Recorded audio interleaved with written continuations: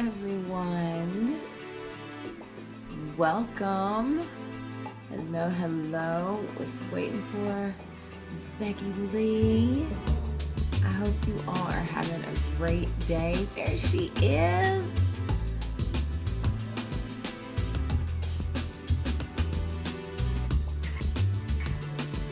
First try. I saw the fear in your eyes. Listen, I'm sitting there. I was like, come on, Lord. Come on. Yes. Try number one. Let's roll with it. We're a little matchy today. What's going on here? We didn't even plan it. I love it. We did it. I love it. I love it. Oh, man. It's good to be back. It's been a while. Yes, it has. It is great to be back in this space, not only with you, but everyone else. How's your day been? It's been okay. It's been busy. And things feel like chaotic a little bit. But yeah, it's perfect timing for us to be talking about ways to just kind of think around ourselves, you know? How about you? Like your day? Today was kind of my recoup day. So my day off. I don't run my days of the week as a day. So like today, today by the world standards, what, Tuesday? So I took today off. I had lunch with a friend of mine. We went and ate and just sat and talked and laughed. I think we were there almost 3 hours, just hanging out, chilling at what is that? Good Dog Bar and Grill. Yeah, Good Dog Bar here in Philly. Okay. A cool little quaint place that's got multiple levels to it. I didn't get to go upstairs, but this small section downstairs, just really cool and cozy. The staff that was there today, phenomenal. People in Philly, if y'all go to Good Dog, you gotta get Logan. He's the bomb. Nice. On the money. Logan was great. Food was great. Oh my God, I found my new drink. Okay. I found a fall mall. It was apple cider, lime, and ginger beer. Oh my God. So, because watch this. I just got done making some apple cider. Oh. You know, I keep ginger on hand. You do, I know. You already know what I'm about to make over the course of the next few nights. Right. It's so funny because Logan goes, well, do you want some Tito's? I'm like, why are you going to fuck it up? There's lime, ginger, and apple cider. Why are you going to go put shit in it? No. Right. Lime, ginger, apple cider. Leave it alone. Yeah. He doesn't know you. No, it's okay. We'll give him a pass. I was like, you get to know me because I'll be back. Right. Like, and then I told her, like, you just helped me find a gym. Wow. Yeah. Like, and I used to walk by that place all the time. That's crazy. This is your very first time there. Yeah, Okay. But watch this. It's the name of the place is called Good Dog Bar. So you're not gonna get me in there. Here's why. It's called Good Dog Bar. So unless you told me it's a restaurant and then we go there at lunch, because I don't deal with bar crowds. I retired from bartending. I don't babysit. I'm not guaranteed around the fucking mentality. I mean, that's if y'all want to do it, fine, but I'm not. Yeah. So no, I never went in there. Because I didn't have a reason to. At least I didn't know till today, and I'm like, damn, y'all's food is on point. So, Glad Philadelphia, you had this there's some good food right there. There's good food everywhere here, though. Every time I go out I somewhere. heard that. Yeah, it's a food mecca. So today's been great Good. so far. I'm glad to hear that. So far. Well, we're going to keep that going. We don't have anything great happening here tonight, so. A to the man. So tonight we are talking about the overcoming the thing that a lot of people get tamped down with this time of year. Stress. Don't get me wrong, there's stress in every part of our life. There's good stress, there's bad stress. Just like everything in life, there's two sides. So we thought, what better way to hang out with you guys and do some mind shifting than to talk about the thing that affects us all the holiday season. And it affects us all differently. So we're just going to share, and yeah, if you have questions, comments, want to join in the conversation, the comment section is open. So feel free. We are watching it as we go along. Welcome those of you who are joining in, already here, coming in. Check the comments. There's things in there for you during this live. But one of the big things that I think we all at times find, oh my gosh, it's time for me to expand, is giving permission. This is the thing that when I start a coaching session with people, doesn't matter what limiting beliefs or if you're coming in to tackle business, life, whatever, we got to start with giving permission. And I want to use an example, and I'm sure Becchi won't mind me using this. One day, she and I had a session, and she did not feel well at all. And she messaged me, and she said, Erica, I just really don't feel good. I would love to push the session, but I don't want to do this. I don't want to mess you up, blah, blah, blah, blah. So I didn't say anything in the text. All I messaged back was, of course, you let me know when you want to reschedule it for. We'll go ahead and do that. Rest, feel better. So the first thing I said to her in the call was, if you have broken your leg or been hit by a car, would you have called or texted me to ask permission to reschedule? Or would you have just said, I won't be there? And she said, well, I just wouldn't have been there, wouldn't be asking permission. I said, I was like, so how often in life do we already know what we can't do or are not going to do, but we still gonna go ask somebody else permission instead of making a statement? And we're giving them the power to tell us what we already know we're not going to be capable of. So we want to start with, it's okay to give yourself permission. We wait for everybody else to tell us it's okay, but permission is an inside job, just like everything else. You don't have to wait on somebody outside of you to okay what you know is going on in here or up here or right here. So this holiday season, the gift that I hope we all can give ourselves is giving ourselves a little bit more permission. Tie that one up with a bow. I love that. That is perfect, because this is, I think that the theme runs through right at this time of year with especially people who resonate or have labeled themselves as like a people pleaser throughout the whole year. When it gets to holiday time, it's like you got to make sure you got the perfect gifts, that you're making people happy, and you got to make sure you don't forget or mess up the whatever food item you're supposed to contribute to the potluck, or you have to host it. It has to be perfect. It has to look a certain way so you don't disappoint anybody. And as that theme runs through, that is one of the things that stands directly in the way of giving ourselves some permission. One of the things I was reflecting on when we were thinking about this is years ago, my husband and I were both in a state of being very, very unhealthy and compromised, and I never missed a holiday. Okay, because in my family, you just never missed one. You did it. It didn't matter if you were sick or not. It didn't matter what was going on. You made it to the holiday.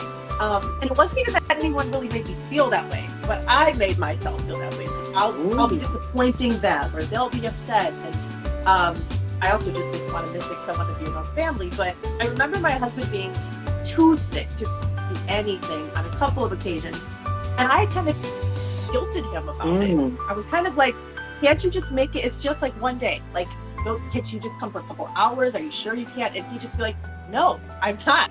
No. And I took that kind of as like, you're not really trying, or like maybe you'll have fun if you go and you'll feel better. And I wasn't understanding then. And then he would even say to me, are you feeling good today? Like, are you feeling good? This is back when I was in the throes of my stuff. And I was like, well, no, but I'm still going to go. And he's like, you don't have to. You actually shouldn't. It's like, you should stay home, take care of yourself. And I'm like, no, I can't do that. And it took me a lot of time to get to the point where I was like, no, I can do that. And so can you. First, the realization came for him. And I was like, why am I pressuring somebody else to do something that they are literally telling me they cannot do or do not want to do? And then and then it's like, for me, he's even more ingrained, because for me, it was a matter of everything I put on myself, and he wasn't putting that on himself. Right. I was putting it on him. You were putting He wasn't. So I had to take a step back and kind of assess, how was I treating him in this situation, expecting him to show up, and what I had to look at it like, no, this is the lesson he's teaching me right now by him staying home. He's teaching me the lesson that I also either should stay home or have a choice. Yeah. And I think when it comes to the holidays, that dreaded word is everyone's problem. There's expectations, and it's tradition, and it's a ritual.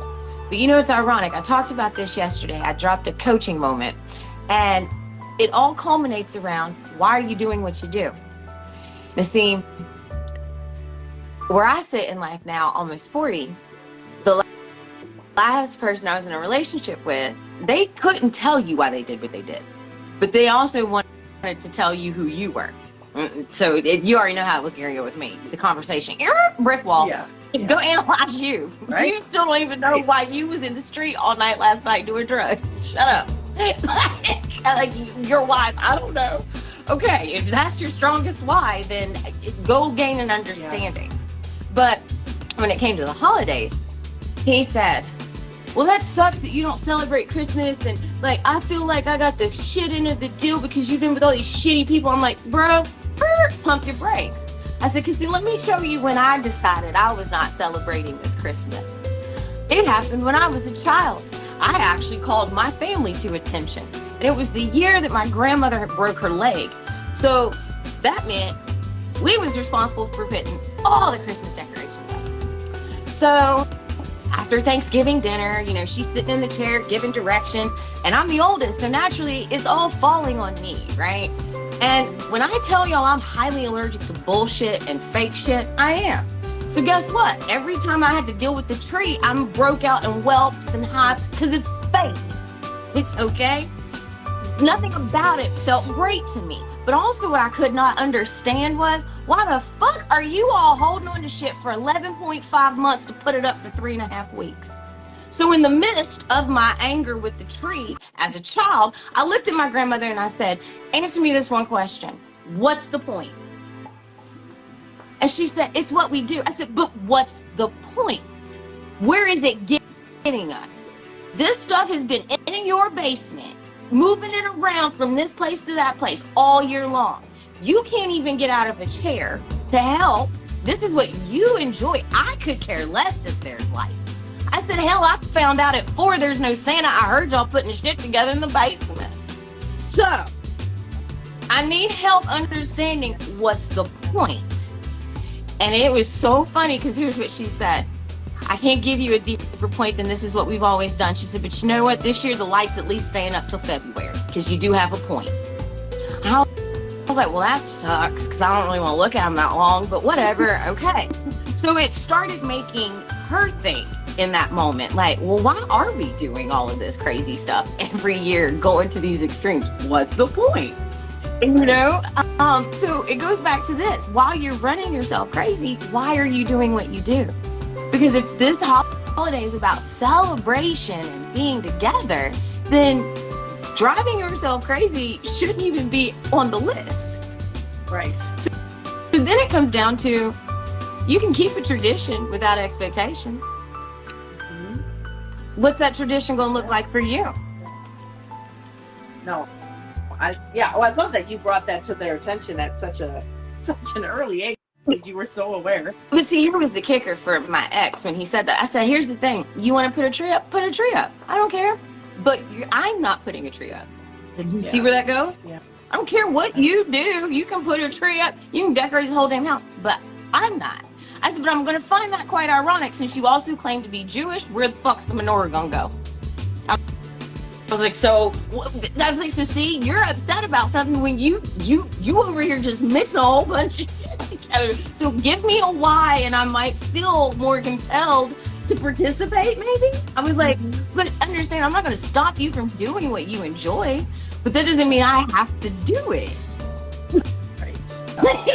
That's the part I think so many people miss, and they feel so bad at the holidays that they have to do something, so then they want to make everyone else feel bad. Yeah. That's not the name of the game at the holidays, people. No. It's not the name of the game any day. No, right. But yeah, it is so ingrained in us, and that idea of the tradition, like you said, if the idea or the intention behind it is, you know, the family time, which I think is what most people will come down to at the end of the day. If you ask them why, it's like, oh, family time, the time together. It's like, great, that could look any way that exactly. You can make a taco collectively, bar. or the person, and correct, take all the pressure off of like ripping and running and like trying to get to the store and you're out of the things that you actually need because everyone already took it. Like, make it whatever it needs to be and just have the family time. Or better yet, create more opportunities for family time throughout the year so that the holiday doesn't feel like the only time that you have an opportunity to see everybody, and like Bingo. it must be perfect or look perfect because I won't see them again for another year. It's like, oh, well, you value that space and that connection so much, go make some other memories, spend some more time together in less stressful situations, you know? Nailed it. Because I think that's the thing where people feel so pressured to show up in holidays, because they don't stop and take the time throughout the year to honestly do these things. So like for me, I don't feel pressure on people's birthdays. I don't feel pressure on Valentine's Day, Thanksgiving, Christmas, no day. You know why? Because the people I cherish and care about, I show up for. You're fucking around. Like, yes. You can't nab me with a holiday to make me feel guilty like I need to be doing more. Bitch, I don't know I can do. Like, right. That's my time. Like, sorry. Like, y'all choose to like run yourself crazy on December 24th, 25th, and guess what I choose to do? Rest. And it's a choice. You can do what you want on those days, but you can't do what everybody else wants you to do and think that you're going to be happy and that your days are going to flow and that you're going to be well physically, mentally, or emotionally. I think my favorite at this time of year is when people have not healed portions of relationships, but then they expect you to show up in a room because it's the holidays. Can we please normalize fixing the elephant in the room before you expect somebody to come hang out with you because it's the holidays, or even because somebody died? That's not how that works. Yeah, that's not how that works. There's not a pass because it's a national holiday that the government said is a national holiday. It's not how that works. There's still work that has to be done before people can enter back into those spaces. So I think that you know, especially when people have lost loved ones, grief even, and there's so much hurt that's happened in like the death process or finalizing of wills or things like that, and then bam, they get thrust into the holidays, and you're allowed to pause and assess. Yes. Yeah, I'm trying to there's so much there. I'm trying to go ahead. So much good stuff. So the first part is like, thank you for that. Sorry, my daughter's gonna be popcorn so that I can fully enjoy what's going on here. Okay. Ooh. Okay. So, going to the space and not having the thing healed. I was just talking about this the other day too, and how a lot of times we get into even more painful situations if we are not dealing with the thing, and we're not giving ourselves permission, against the permission, right? We don't give ourselves permission to deal with the thing. In a way, it handles itself because we're just suppressing it. It's not getting handled. We know that that's causing havoc in our body and our mind and everything else, but it's suppressed. Mm-hmm. When we start to partially process the thing, we give ourselves partial permission, maybe I'll address this thing. Maybe I'll start to think about this thing. Well, now you open the gate, right?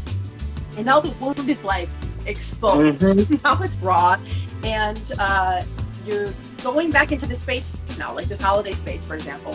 And now, instead of before where you just kind of ignored it, you just went around everything's fine, everything's happy, I'll just get through the day. It's no, now everything's exposed, and now you've got the triggers, coming to the surface. And so the thing about the holidays is it's no different than any other day of the year in the fact that you need to take care of yourself, you need to protect yourself, and you need to be dealing with the things, like you said, that we're silencing and suppressing all year long. And when you get into those spaces, if you haven't fully allowed yourself to have complete full permission, meaning that could look like anything. That means sitting down and having a conversation with someone before the holidays. That looks like deciding you're not showing up at all. That means writing a letter to the person and saying if I see you, if we have to cross paths, please know that I don't hold anything against you, but I don't want to speak to you. Whatever that looks like for you. Again, the permission to do that, and of course the grief too. I mean, gosh, I feel like that is the one of the overriding themes for the holiday season, and I've had to actually kind of grow in my awareness of that because my grief has always looked different at the holidays, where I just want more of it. I want more of the holiday. I want more of the season. I want more of the the lights and the nostalgic feeling, because that takes me back to a place where I felt happiest, where I was young and before I was like, before the world made things crazy and it felt like all that Christmas was, getting expensive gifts and running around like crazy. It was like, as a child, you had that youthful joy about holidays and you had those memories of maybe cooking with your grandparents and things like that. And because I miss and love that so much, I am like hyper excited about the holiday season. But I now know that is not everybody's experience. My grief is I soothe myself with the things that remind me of the people and the feelings of the season. And I know now that is not the case for most people. I think most people I'm starting to hear, even talking about us having this session, we're kind of expressing like, this is a difficult time of year for me because of XYZ. And I realize that there's a lot more pain for people around going back into those spaces. And again, that's just another aspect of that permission, right? You are allowed to not, if that home you go to is the home where you always had those things and now it feels painful to go there, then offer to host it yourself if you want, or don't show up at all. And if there's things that you want to honor someone's memory in a specific way that feels right to you, or it's hard for you to even talk about that person and even mention them, like whatever that is for you, it's okay to honor that. And I think that's the biggest part of the grief aspect, is just allowing yourself whatever process that requires in that moment. And we know grief it's literally changing every moment. And we carry it with us our whole life. So it's like, whatever it happens to look like that day in that moment, that's okay. Honor it. To honor the grief that way. Exactly. Honoring it. Because when we don't honor the space that we are already sitting in, all we're doing is creating our own grief, stress, and havoc, and upheaval, and imbalance. And while it'll be easy to say, my family is putting this pressure on me, no, you're putting this pressure on you because you keep telling yourself you have to do something, simply because you haven't allowed yourself to breathe and realize that nobody has to give me permission to do anything except me. Right. It's like someone asked me one time, they said, when did you get comfortable calling off work? I'm like, I've always been comfortable calling off work because a job's a job. It's not my life.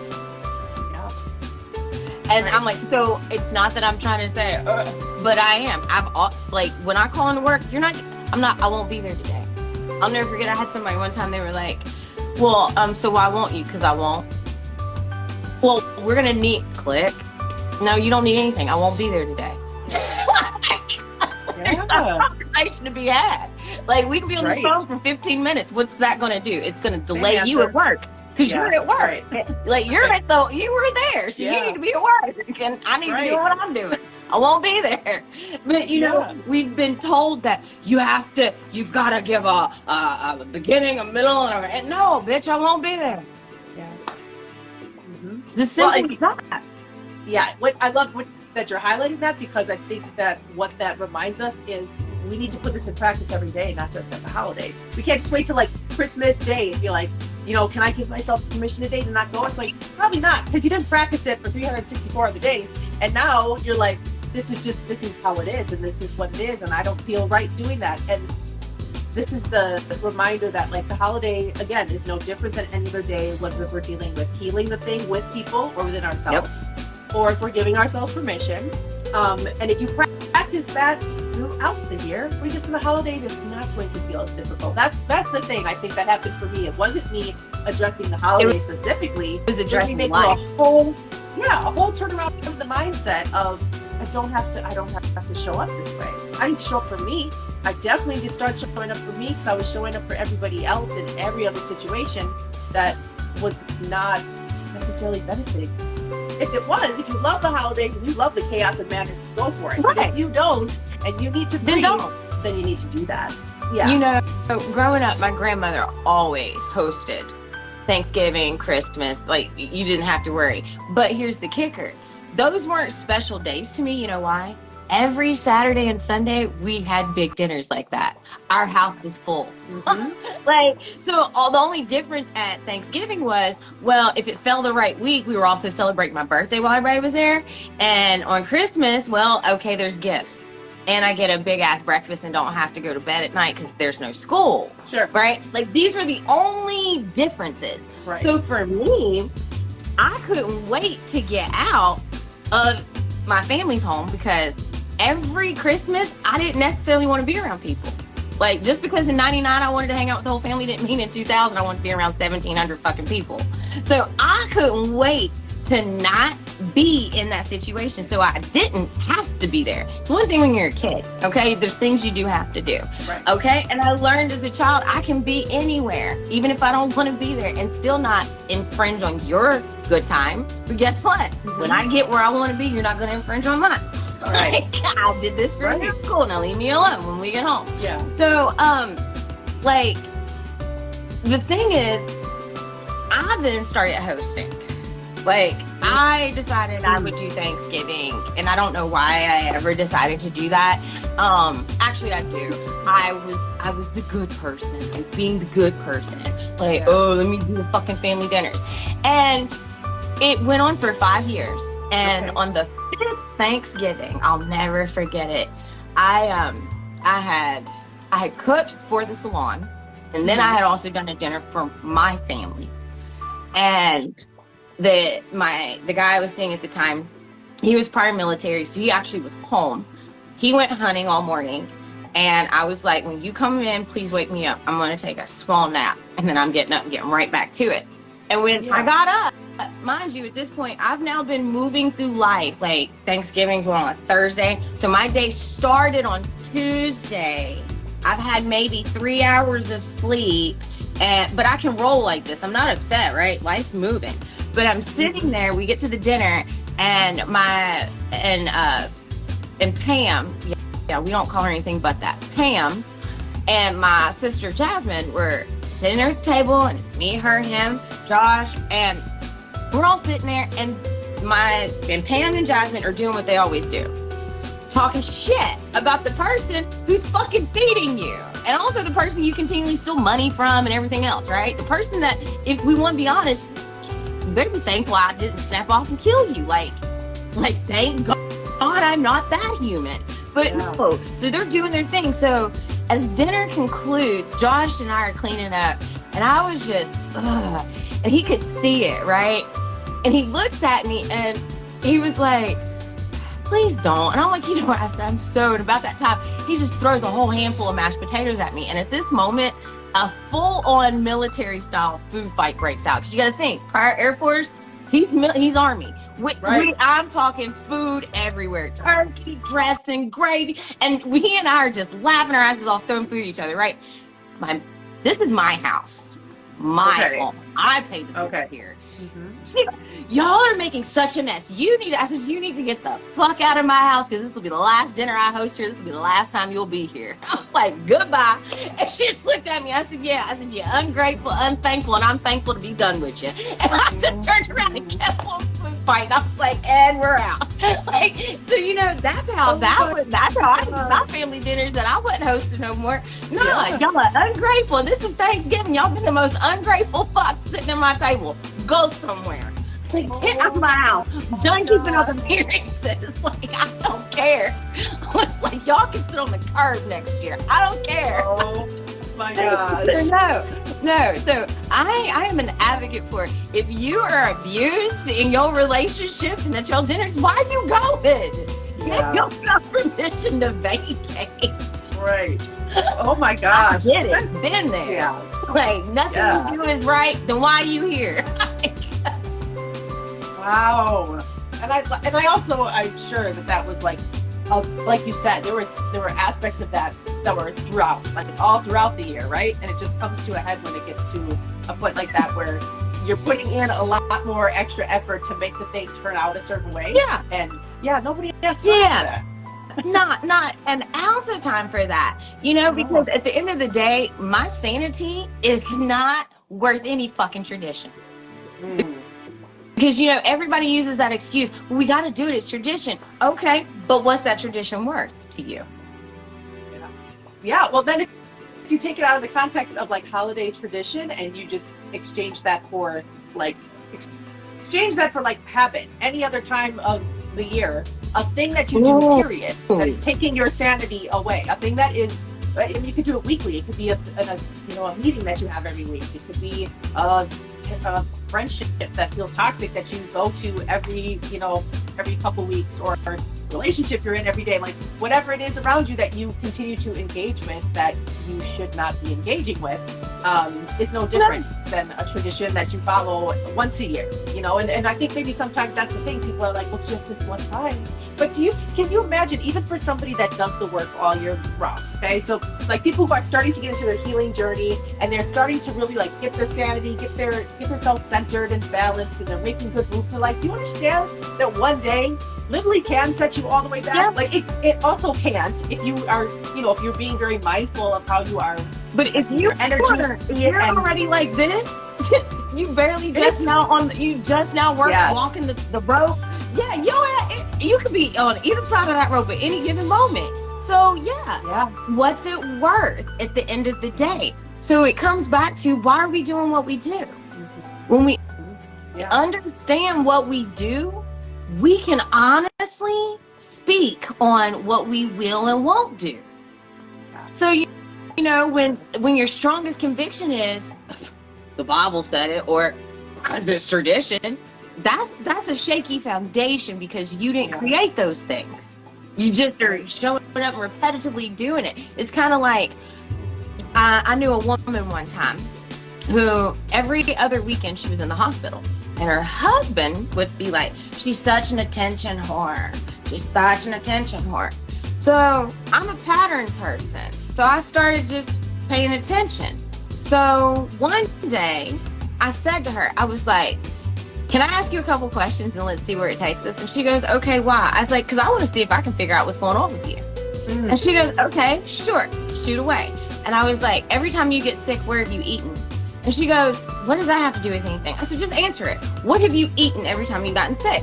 And she goes, well, it's not ever been any one thing in particular. I said, okay, was there a certain restaurant? Not necessarily. Were you eating at home? Yep. I was like, who cooked? My husband. What's your husband cooking in your food? And she just looked at me. You ready for this? When I said that to her, she went to her doctor, and you ready for this? She's highly allergic to aspirin, and he was fucking putting aspirin in her food, trying to kill her. Yeah. So this is why I look at people and I say, you gotta know what you know and start listening to yourself and your body. Know what you know about the environments that you're also putting yourself in, because a title gives people entitlements and liberties to walk over you when they themselves aren't moral. That's all titles do. Titles are just another label. But when somebody is a manipulator or a thief or any of those things, well, that title, that's their armor to be the dick in your life. And you keep letting them, because that's my mama, that's my daddy, that's my sister, that's my brother, that's my uncle. Yeah. That title might be what kills you too. Right. Oh my gosh. Yeah. I know we've had this discussion before too about once we get to the space where we are adults, we give ourselves permission to make choices for ourselves and not be influenced so much by the people around us, that we have to come to the realization that literally there is no difference between any of the other adults that we've had in our life, and it isn't just the title anymore. No, it isn't. We're all adults now, and it's like obviously a lot of people hold a high value for family, and that's just kind of the way that society is. But when you are coming down to the nitty-gritty of how you feel around somebody, how you feel safe around somebody, what kind of connection you have all year long, aside from this one afternoon that you spent together, that stuff matters. Like stop ignoring the intuitive feelings that you have. Stop ignoring the fact that there are people that you just like, you're not necessarily meant to still be spending time with. There are some humans on this earth that still haven't come to the conclusion that they're like, I don't understand. They've never from day one fit into their family. But what they don't understand is you picked to come in with this family to learn some lessons. The only thing that you related to them is in DNA. That's it. And that's because you passed through the birth canal and was carried by that female in the physical form. But you, spirit-wise, chose them for the lessons and the structure that you needed to grow. So when you don't cut them off on time, guess what? You also are going against your own lesson for your boundaries. And then you'll wonder why at work does everybody walk over top of me? Well, probably because everybody at home walks over top of you because that's your family. That's where it started. Ooh. Oh, goodness. I wasn't ready for that. I wasn't either. It just fell out. I wasn't even going there. It just fell out. Man. That's the one. And you always say this. You always say this, that you have to practice the thing at home before you ever practice it out in the world. You say this like in every topic we ever talk about. It comes up and it's always the truth. Always the truth. Well, it's like tying your shoe. Yeah. Did you just put a shoe on one day and just tie it? No. You probably watched it through people do it. You fumbled around to it. Somebody else was trying to talk you through it. And then bam, one day it just happened, right? And then you're like, wait, now I got to reverse engineer that. Let's make sure I can definitely still do it. Okay. Right. No different than learning how to walk in your boundaries, learning who is and isn't safe. Because there aren't good and bad. There's safe and unsafe is how I classify people. Yeah. Because your bad might be my good. Right.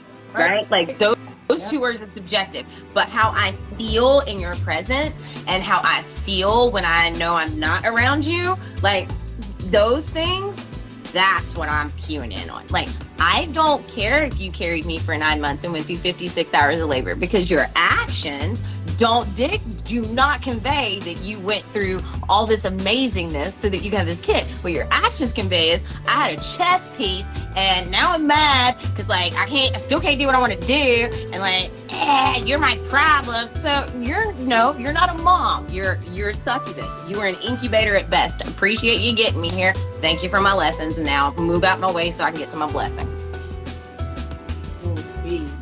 The lessons to blessings. It always comes back. But we want to call our hearts, oh, my heart's a curse. No, your lack of boundaries is a curse. And yeah, that's what you also highlighted there was the whole aspect that you're talking about, the shoelace tie. That the practice.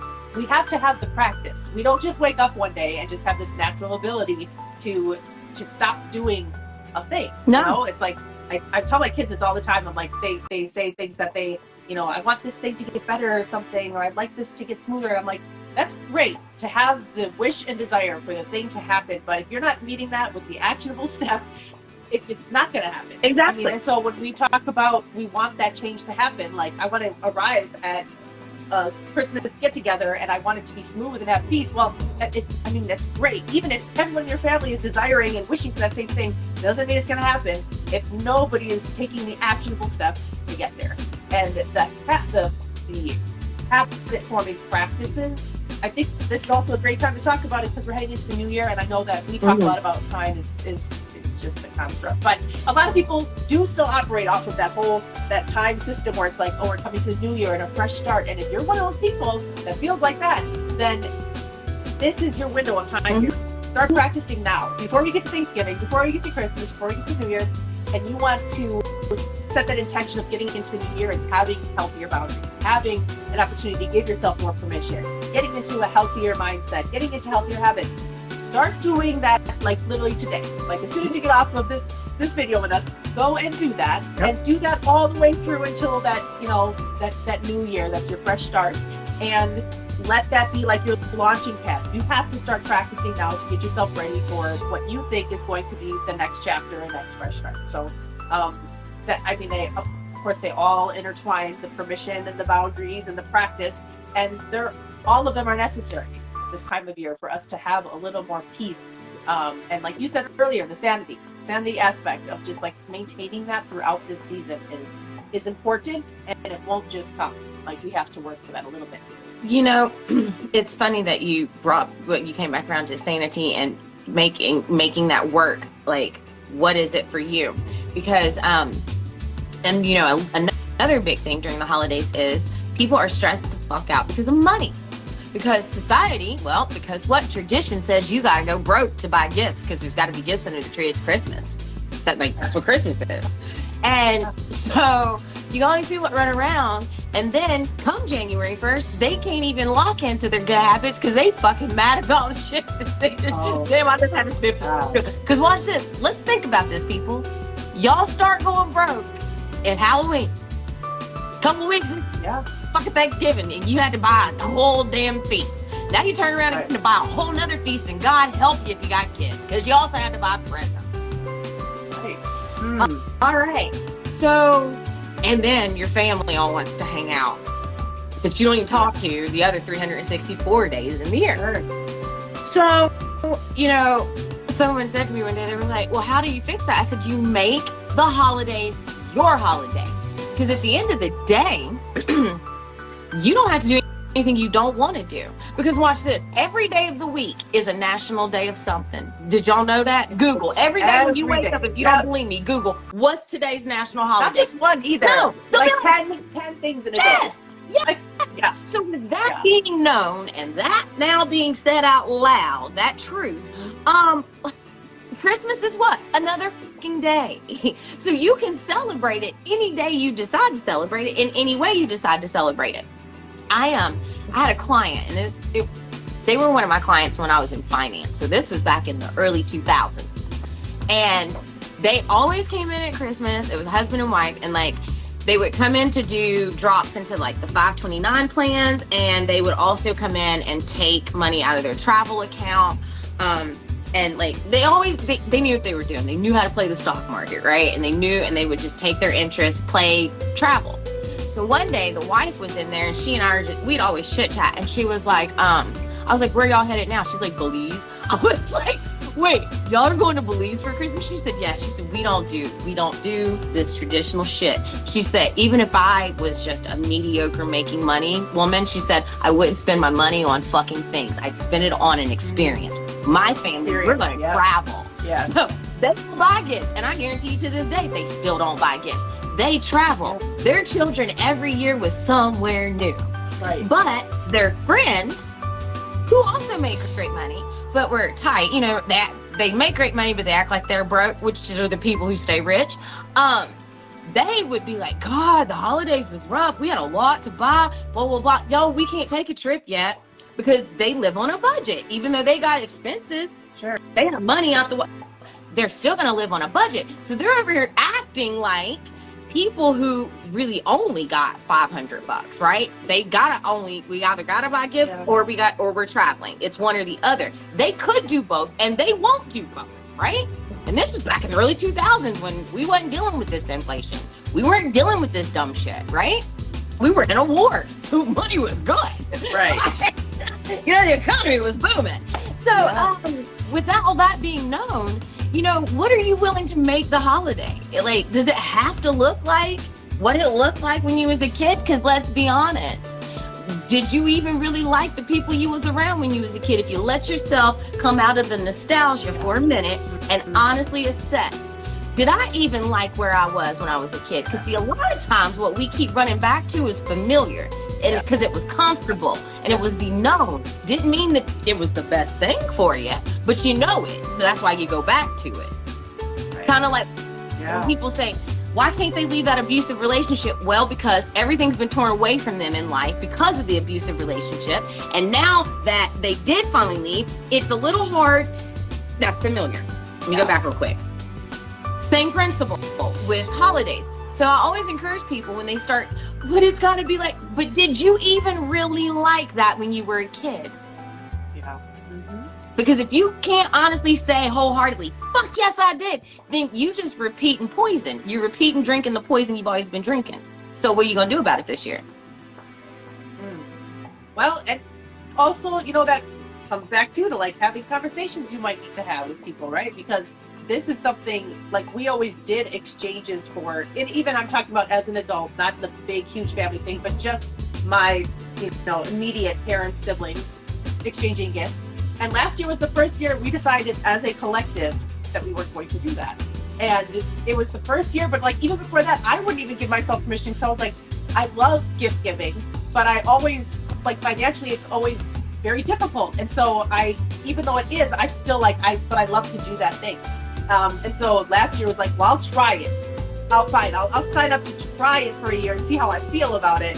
And the amount of pressure it took off was huge. And then the reminder too is like, if I want to give a gift, it doesn't have to be money.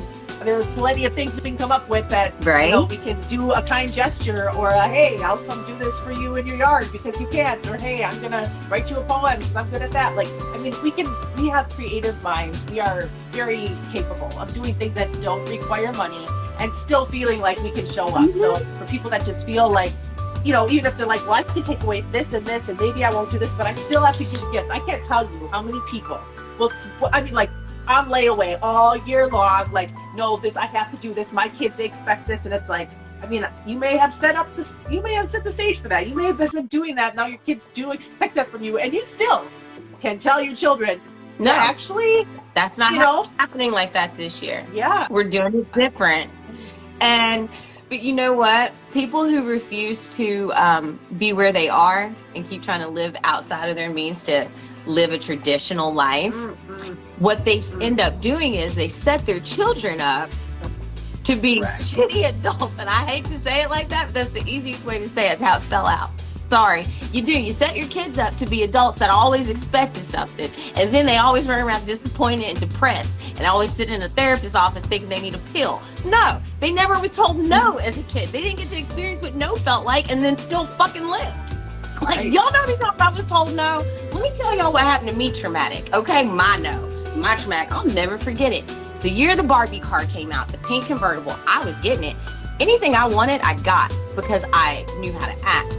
But apparently this year, I just decided I was going to be, like, I was extra this year. I was like, so I was real extra. And, like, something had happened. I don't remember what the breakdown was that had happened. But whatever happened, my grandmother said, Erica, you are highly campaigning. She was like, and I don't normally do this, but you are so there, you're not going to get that Barbie car. I was like, whatever. I always get what I want. Bro. She said, hold on. Woman got up, put her bra on, put on her outfit, had called my uncle before I could even blink. Her teeth was in her mouth, top and bottom set. Shoes was on. Next thing I know, I hear a horn. She's like, get your shoes on. So where we going? She said, come on. We went right up to Hills, and you know what she did? She said, I'm going to need y'all to get that pink Barbie car out of layaway. She said, and I need you to do it while I'm here. There's a purpose and a point. And I looked at her, I said, oh, we get in the car today? She didn't say a word. I'm watching him hand her money back, and I'm like, what's going on? And I watched the dude drive my fucking car, because it had already been put together. It was coming home the next week. I watched the dude drive my fucking car right back to the God bless the sales floor and put it back on the fucking rack. Y'all, I have never recovered from that, obviously. Y'all can tell. I understand the power of no. And I looked at her, I said, you really aren't getting me that car? She said, no. She said, I will never buy you one. You might get one, but it won't come from me. And guess what? I never got a Barbie car. But guess what else? I understand the power of no. You can tell me no right now. I'll be like, okay, cool. Keep it moving. But see, my family never deprived me of hearing no. As much as anything I want, I got, I also was told no. Quite often. But we don't do that. We got to keep up with tradition. And then we wonder why our adult kids are assholes. I don't know. It might have started as a child. I don't know. Oh my gosh. You're going to have to a whole session, upcoming session on parenting. No. Leave me out. That's crazy though. It's so leave me out. It's so it's so true though. Gosh. Let's open a whole other can of worms there. It's no, like you said, we gotta get real okay with making it your tradition. Because the key word I hear is it's tradition. So what's your tradition? What makes you happy at the holidays? What brings your family joy?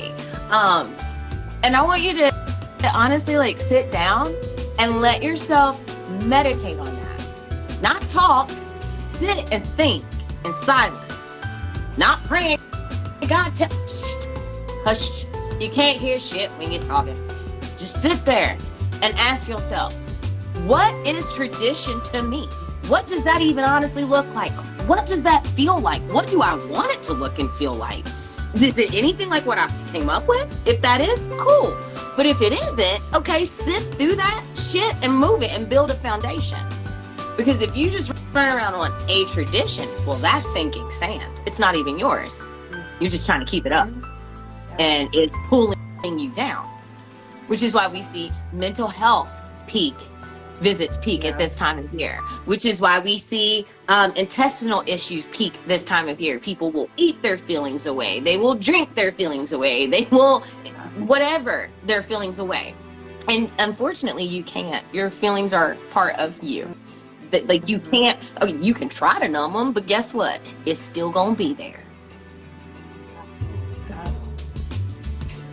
All year long.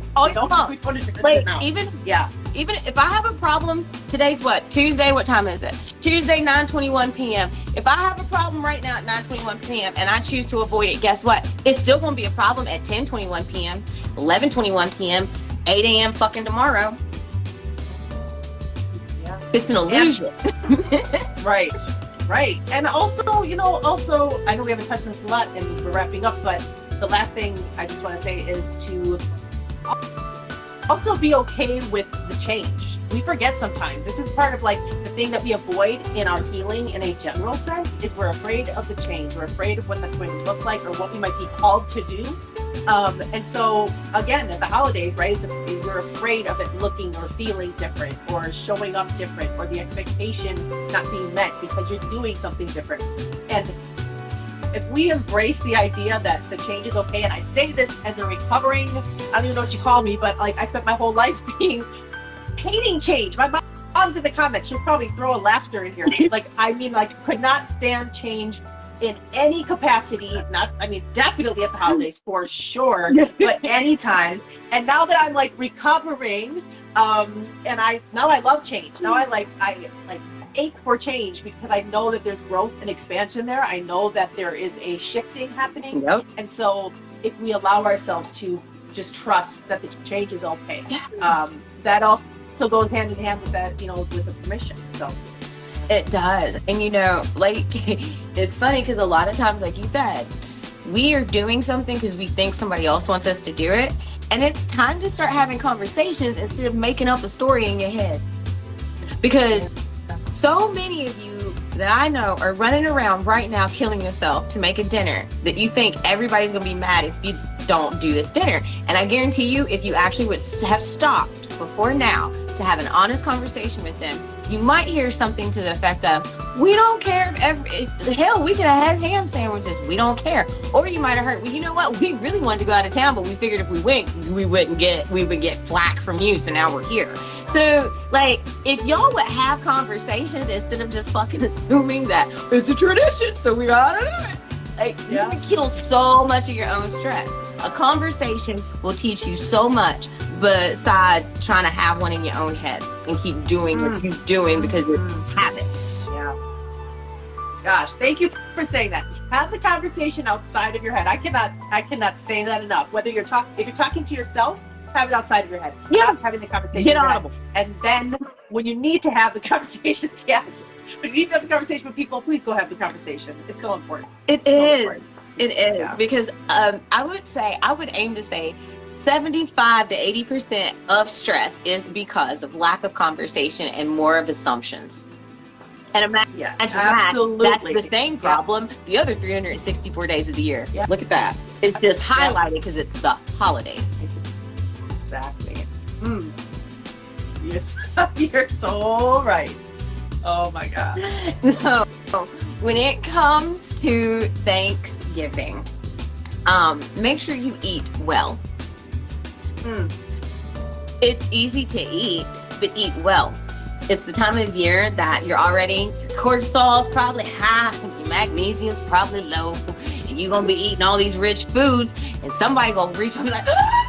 And the next thing you know, you're gonna be in the hospital with needing your pancreas removed, or you're gonna be having emergency gallbladder surgery, because guess what? This is what happens this time of year. Unfortunately. Yeah, we don't need to overeat either. You know, like eat well, and then you don't need to like help yourself to the Like you can go back.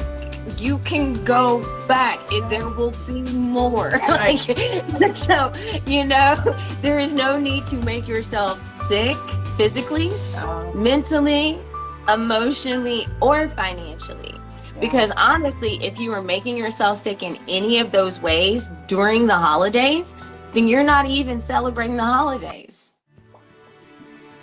that you say you want to celebrate. Well, I guess you are. You're celebrating the tradition you've always seen celebrated. Well, everybody always been like this. High cortisol, low magnesium, and about to fall over. So, I mean, cool. You want to keep repeating that, or do you want to have holidays? Holidays. I love it. Like, be kinder to yourself. Yeah. That's all wrapped up in the permission. Like we're clearly not being kind to ourselves when we don't give ourselves permission.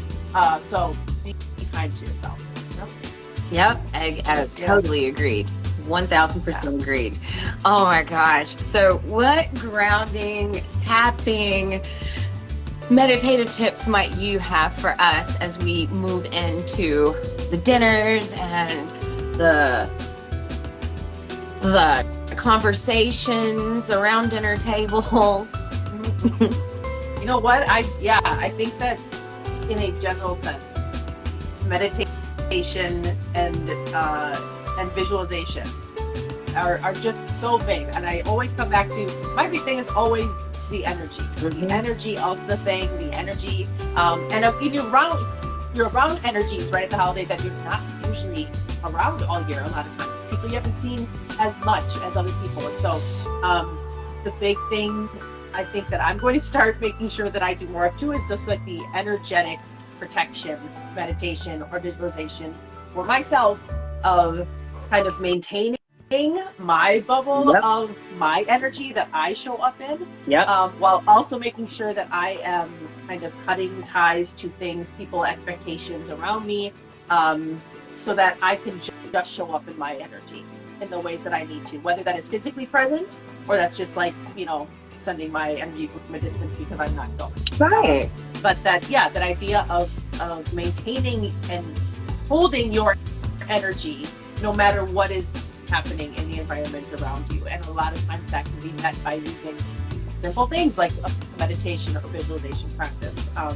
And also just like I put it in the chat also, but I do have meditation for grief as well as for like just relaxation, and those can be found linked in my bio, so go check that out, because at this time of year, like we can never have enough of something that gives us a little moment, like you said, to pause and breathe. So, and this is my last piece of advice before we head out of here.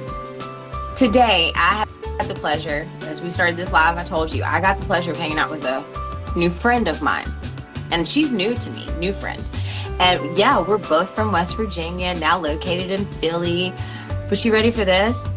If I played the political game, we on different sides of the team. But you also ready for this? Not once was it a fucking conversation piece today. So if you can't be adult enough to leave the world shit out there, you probably shouldn't go to your family dinner. Because see, this is a family dinner. Your government's not there. So leave them outside and enjoy the people that you claim is the reason you're showing up for. Because your government is not going to come pick your ass up off the floor ever. Name one day it's come to take care of you. Did it come pick you up when you was puking the last time? Did it hold your hair? Did it wipe your tears? Did it hold you? Okay, your government is an entity made up of people. It's not even a real thing. So if you are incapable of finding anything else to talk about other than politics, you probably should stay home. I don't care who you are, because Thanksgiving is not about politics. Neither is Christmas. To hear y'all tell it, because it's about tradition, and it should be about Jesus' birthday and buying gifts. Those are the only traditions. Leave the politics out of it and go hang out with your family and your friends. And, you know, if you're incapable of doing that, go hang out in the fucking woods for the day. Go enjoy nature. Go sit on a beach if it's somewhere warm. Go climb a fucking hill and exert some energy. But do not go drag the world shit around your dinner table that you claim to be thankful for. when the world didn't even give you that dinner table. That is a very timely reminder that we need, especially in the season of coming out of the entire election season and into holiday season. So I'm so glad they touched on that. Exactly. All right, sister, I love you. I love you too. Thank you for doing this, and everybody, thank you for joining us. I will see you later. See you later. Good night, everybody.